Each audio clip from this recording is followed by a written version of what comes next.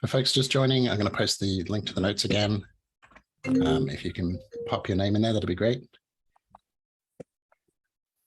And we've got a few more minutes. I'll give it another 2 minutes, say, before we get started, just to allow people some time to get in.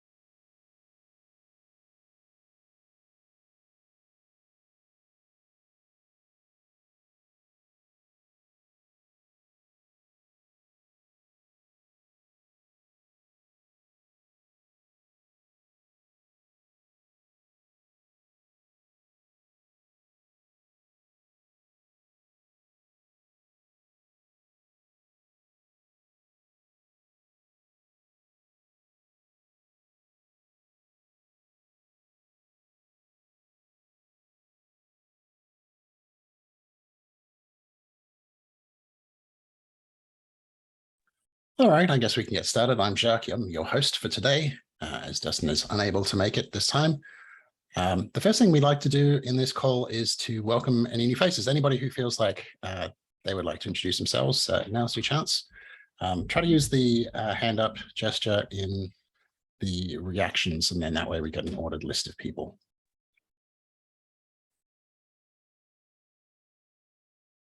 Catherine. Hi, I'm Catherine Druckman. I work for Intel. I am an open source evangelist. I am, let's say, I've been interested in security for a long time from a sort of, I used to be a software engineer, and so obviously I should be interested in it from that perspective. But I was also, before that, I worked for Linux Journal for a long time. So I was, we covered open source security. So, but this is the first time I've ever attempted to get involved in anything. And now that I'm in Intel, it makes more sense. So here I am. I would like to learn from you all and see if I can contribute in any way. You'll definitely learn from everyone else. Anyone else feel like popping their hand in the air and introducing themselves? I just wanted to say welcome, Catherine, and you're a familiar voice to me. I've heard many episodes of your podcast. So you have? Get out! I have. You're that one guy, then. Thank you. Very excited to have you here. I really appreciate that. Mike Brown. Hello.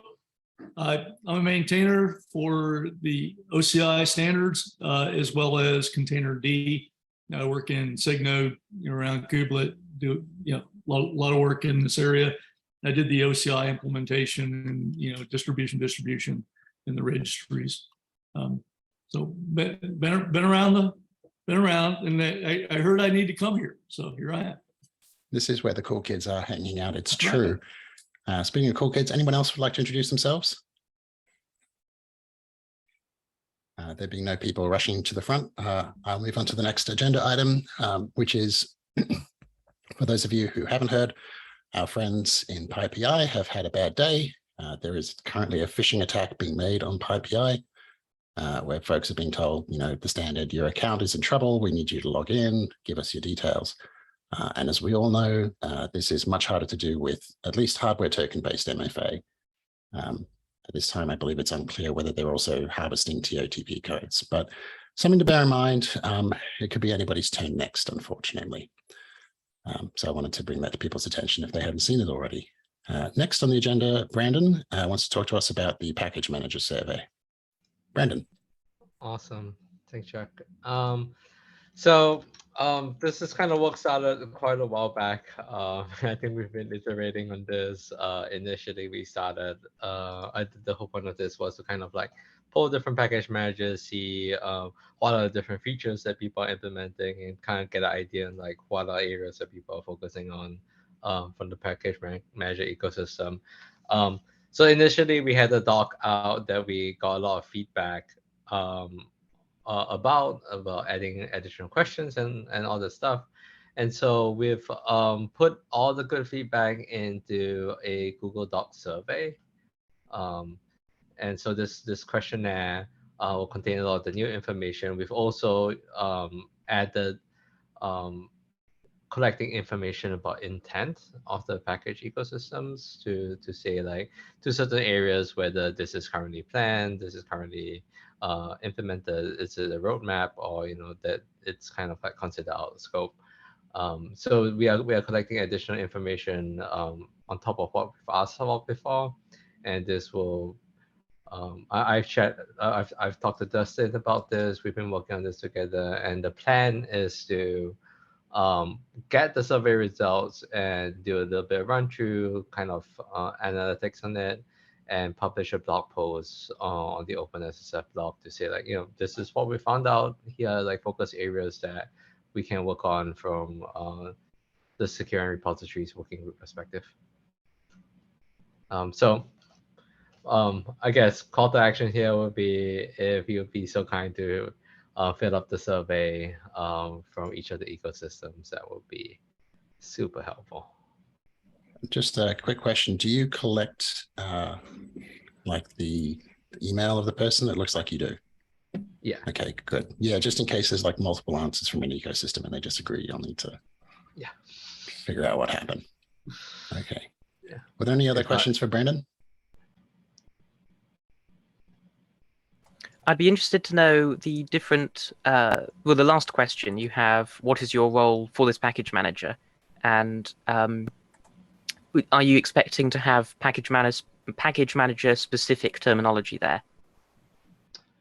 I think that really what we want out of that question is like, are you kind of someone that is in the know of what's happening with the ecosystem, with the roadmap, or are you just like coming as just from outside observer to saying like this is what I'm observing from the ecosystem? I think that's kind of the main what we want to get out of the question.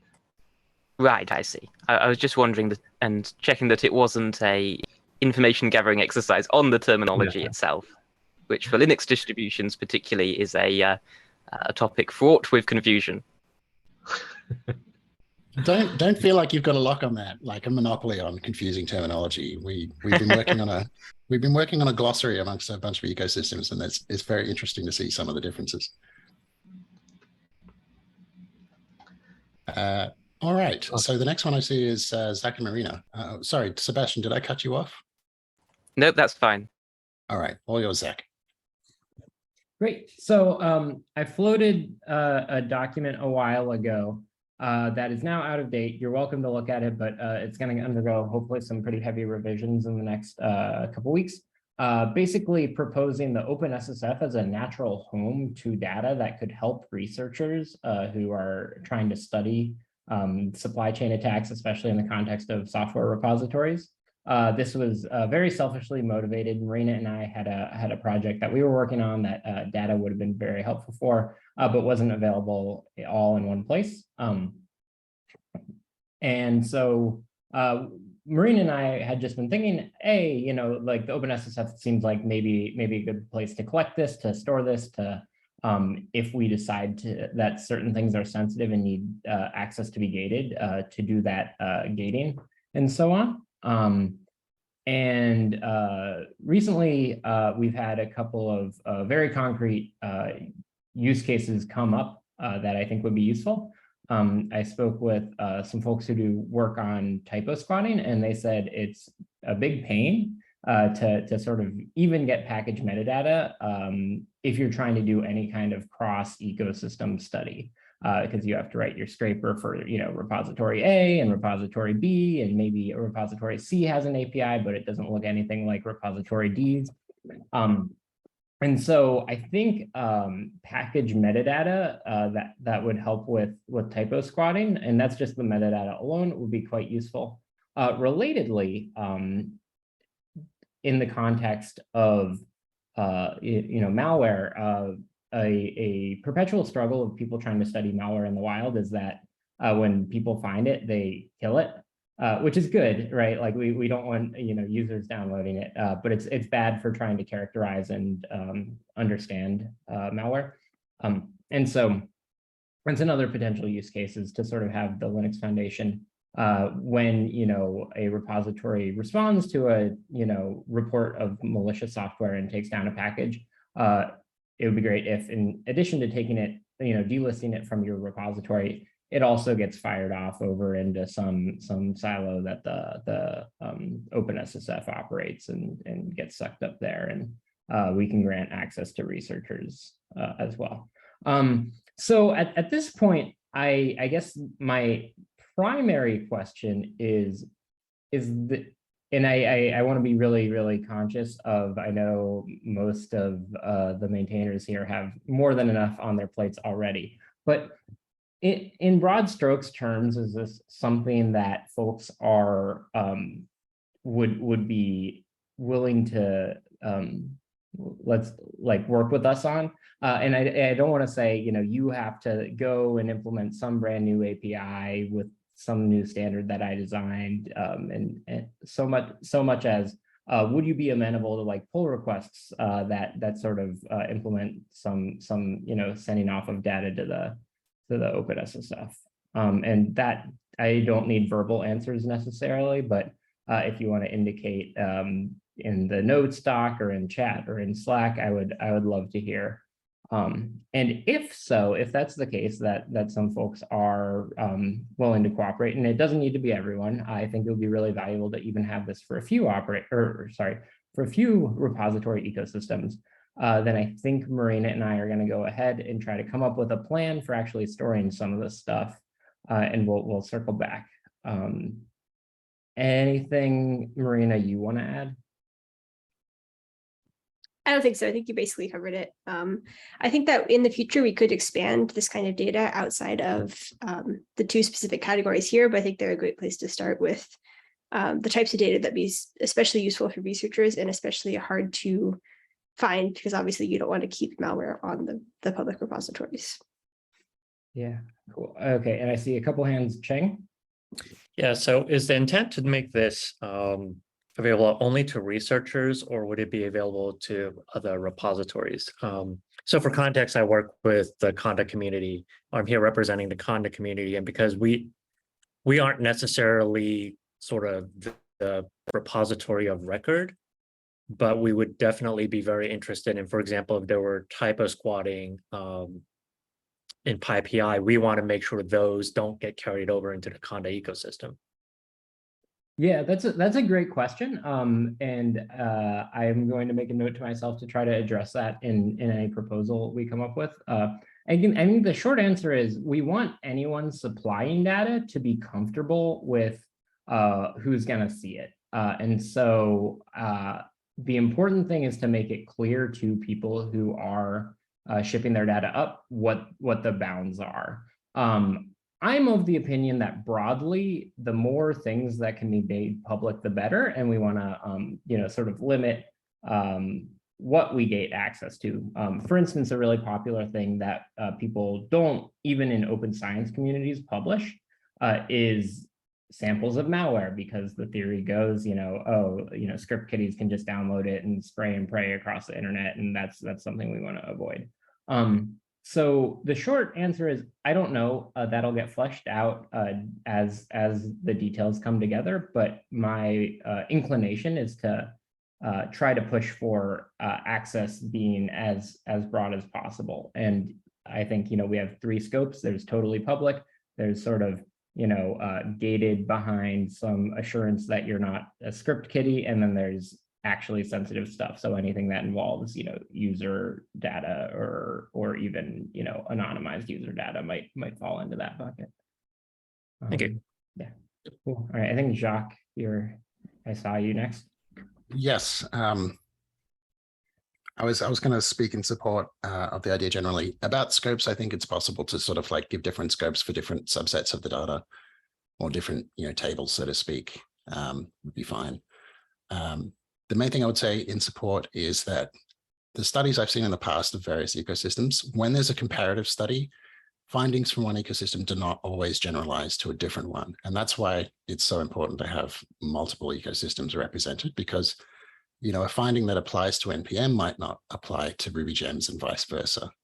And obviously my day job is worrying about RubyGems, so I'm interested in that problem and I want it to go away as much as possible. So I just wanted to speak in support. I think Sebastian is next. Thank you. I also wanted to speak in support of this, and I would really like it if this data was public, but for the data which you can make public, I think it's really important that standard software, standard data licenses are used, as well as standard formats for the data. It's often the biggest inhibiting factor for data sharing is those things which should be insignificant that take up a disproportionate amount of time. Yeah, thanks for that, Sebastian. I agree with all of that. And I think that's one of the things we're trying to accomplish here is to make it so that one person, one time, has to do the work of figuring out what license we can share this data under and converting from one format into a slightly different format and making things all uniform. And then thereafter, that doesn't have to get done by every researcher on every study.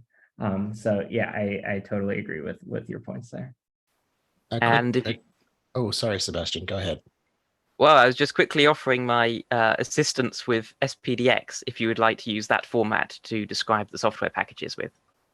Great, yeah, and we will certainly, before we make moves towards actually collecting any of this, this group will see a proposal that will include things like proposed formats. So I appreciate that offer, and I will keep it in mind. But if you note a place where a format like that is more appropriate than what we're proposing, you'll have an opportunity to suggest it. Thank you.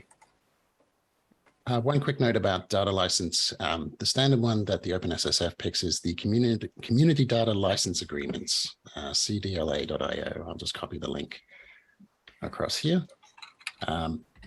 We have standard licenses also for documentation, specifications, and source code. So assuming that nobody is violently objecting to any of those, I think that's where we'd wind up. Okay, so next is me. So next is me, and what I'd like to say is money is good, and it's even better when you spend it on things that solve security problems or make life better for all of us. I looked at the mobilization plan. Some of you might not be familiar with the mobilization plan.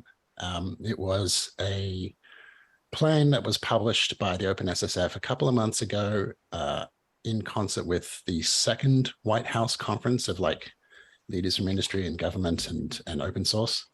And it proposed 10 different streams of work and that these would cost a hell of a lot of money and a fraction, like a substantial percentage of the hell of a lot of money has been raised or has been, what's the word I'm saying? Promised, I guess. Pledged. Thank you. That is exactly the word I was struggling to find. Pledged by a number of companies. 2 streams jumped out at me, one of which was stream 10, enhance the 10 most critical OSS build systems, package managers, and distribution systems with better supply chain security tools and practices. And the other one is stream 8, coordinate industry-wide data sharing to improve the research that helps determine the most critical OSS components. So I was thinking I would like for us to go to the governing board and propose 2 spending items. One would be supporting exactly what Zach and Marina were talking about. I think that it's very likely that this can be turned into contract work. A lot of the ingestion stuff in particular can probably be turned into contract work if it's too much to take on for Zach and Marina. But the one I'm particularly interested in is the concept of a shared help desk, which we've talked about in the past, and which I think has come back because as we all start to introduce MFA, we're all grappling with the same problem, which is people lose their phones. And then they're very upset that they can't do the things. At the moment, RubyGems is, like many repos, a volunteer organization. It takes time. People have to wait till they get home or the weekend. And it would be nice to have a shared help desk if possible. I was wondering if there were any sort of things that you felt I should consider or objections to the idea of me sort of trying to put a draft together for the governing board for funding.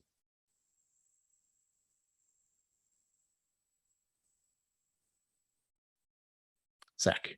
Yeah, if it wasn't obvious from the context of the previous item, I would be more than happy to work with you on the Stream8 stuff, and I'm going to also volunteer Marina as well. Cool. Is it okay if I delegate that to you as part of your overall effort? Yes, it is. It is okay. What did you have in mind for a timeline? I don't have one in mind. So one of the reasons I'm doing this is because so far as I know, nobody has actually done this yet. Like, these streams are out there and there's money pledged, but nobody has actually showed up and said what they want to spend it on. So I don't have a particular timeline, but I am cognizant of the fact that it will be an unknown timeline because we're blazing the path, whichever one comes in first. The other thing to bear in mind is that with data, we can more or less do it right away. Like, it's closer to shovel ready. With a shared help desk, we'll have to talk about the mechanics of, like, how do we hire this person? What should we pay them? Because I assume it would be one person to start. And also each ecosystem then has to come up with tooling to enable them to, perform basic actions without having to have production access. So like at the moment, most of the time you sort of like quietly hop in and edit something and hop out. And we'd rather not have that in one place for all the different ecosystems. That would be problematic. So yes, there's a lot of details to work on the shared help desk. I have a question related to what you just described. Do you think that one possible use of these resources could be getting for each ecosystem something implemented? And this addresses both your point and the data collection as well. Would it be possible to have a contractor for go around to each of the repositories and integrate? And if so, is that easier to delegate to the repositories themselves, or is it feels a little tough because one person isn't going to have expertise in every ecosystem. But at the same time, the coordination of asking every ecosystem to do a moderate amount of work feels also. Yeah.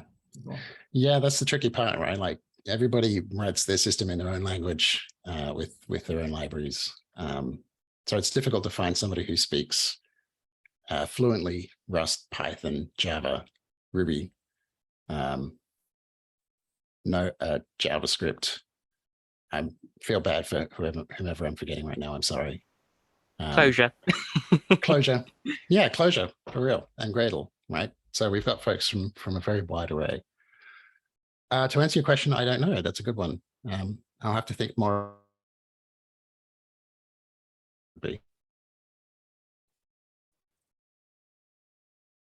Sebastian, you're next. Thank you. It strikes me as that one of the key skills that someone in that role would need to be able to do is to investigate the context of a package to find whether the person who is making that appeal is actually the same person who is the maintainer of the package. And that might be an understanding of how SSH keys and GPG keys work, and looking through email logs or GitHub signed commits. So that's the kind of thing I would imagine would be valuable when performing that kind of appeal process.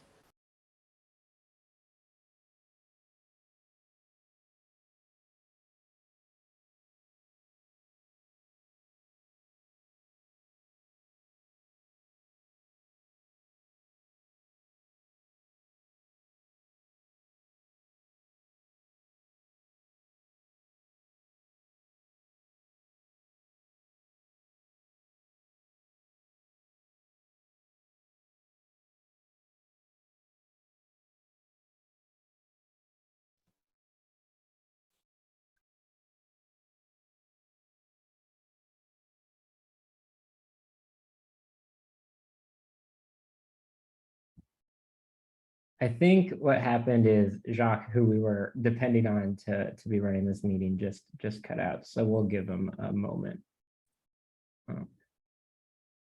Okay, interesting.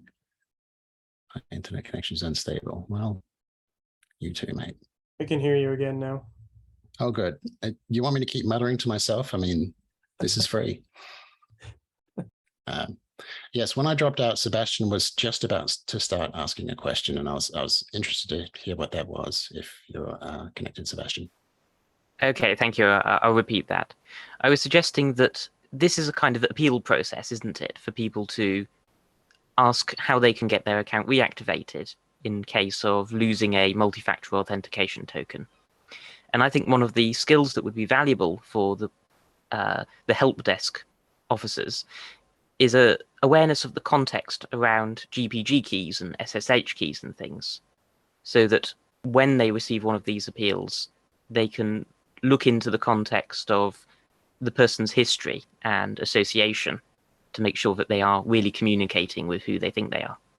Yes, I agree strongly. Social engineering is the major threat to all of us at the moment, and there's a lot to be said for having a professional who can take that very thorough validation approach.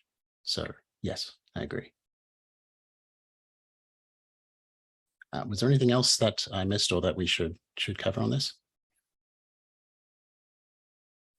Since I volunteered myself to do a draft like a fool. Okay. There being no other comments or questions, I believe next is Patrick to talk about Cosign. Hey, everybody, can you hear me? Great. Yeah, I just wanted to give you an update because we had been talking in previous meetings about this effort to produce a single artifact for blob signing from Cosign and from the various clients, since relevant to the package managers. And just wanted to let you know where that is. We have broad agreement on that plan, and I'm working with Frederick from GitHub to specify what that file is going to be in a proto, and we're going to be iterating on that in the Cosign CLI. So, if all goes to plan, within a few months, we'll have a single .sigstore artifact that you can store along your packages in your repos. So would this be like, I'm sorry for jumping ahead of anyone. Would this be like like an extract from the log, or what would the contents be? Everything that we need to support all the sort of verification use cases, and including offline verification. So yeah, it would include like the record entries information, like the log ID, etc., as well as a certificate. It's also going to, the plan is to support attestations as well. That's really cool. That saves us all a lot of hassle. Although we do have to deal with protocol buffers, which in some languages can be more fun than other languages. Let's not go into that too much. Were there any questions for Patrick? I was just going to add, if you are working on a library, like a language native library, please take a look, because we would want you to be implementing according to this spec. Thanks.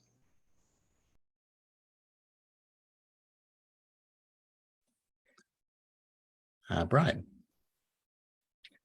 Yeah, just a quick question for Patrick. I'm working on the Sigstore JS stuff, so definitely interested in the bundle format. And I work alongside Frederick, so I could ask him this. But does the current thinking around the format and the fields, is that reflected in the Google Doc that's linked in that issue, or is that work happening somewhere else right now? It is reflected at sort of in terms of the data that we want to include, but it's a little sort of it's not very specific in terms of, it's not using, it's just a table with the kind of data we want. So we're now putting together a proto that we want to be as the basis for the definition, and I think that'll be a much more concrete and useful specification. Cool. Great. Thanks.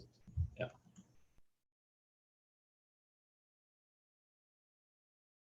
Okay. I'm going to sneak in one last item on the agenda, which I forgot to mention earlier. Another piece of news since our last call, our friends from NPM have released their RFC talking about how they'd like to integrate Sigstore into their overall mechanism. It's good reading. There is a lively discussion, which I invite people to read, with some differences of opinion about the details, but I think most of the feedback was positive. And certainly I'm really excited by it. NPM is such a high leverage part of the ecosystem of ecosystems. So it's really exciting to see that 6-door work coming forward. And I'm looking forward to seeing it roll out quite a lot. So bravo, NPM folks. There being nothing else written on the agenda, did anybody want to bring up some last AOB before we sign off and get some time back? Just a quick question then on the SIG store front. Are there calls for Recor, the attestate, the place where SIG store stores its attestations?